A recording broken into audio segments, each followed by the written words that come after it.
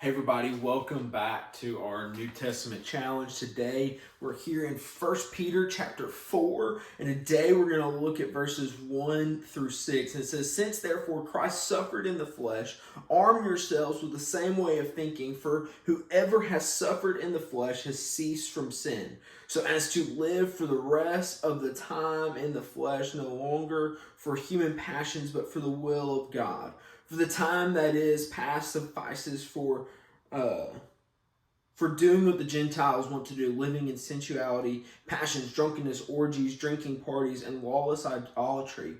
With respect to this, they are surprised when they do not join them in the same flood of debauchery, and they malign you. But they will give account to him who is ready to judge the living and the dead. For this is why the gospel was preached even to those who are dead. But though judged in the flesh the way people are, they might live in the spirit the way God does."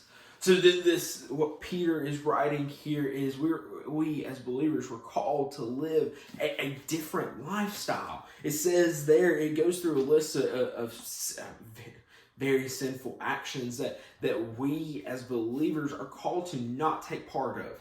And then actually so much that our lives are so different that those who do are going to say, well, why don't you? And this is the thing. The reason why we live our life set apart different is not because God wants to give us rules and regulations and he just wants us to keep this straight narrow line.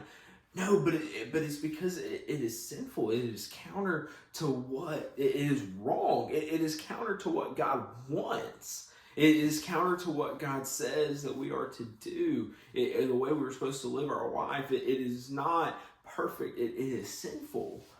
And so in those things, we are called to live our life set apart and different for a purpose. And it says in the end that those that do, those who do participate in this sinful lifestyle, that they will be judged by God and that they will be departed from him. And so we have to know these things, and we have to look at the things that we're called to live and look at the lifestyle we're called to live, and we live it out of our love for God. That's what we see here. So we live this life, set apart out of our love for God. Hope you have a great rest of your day.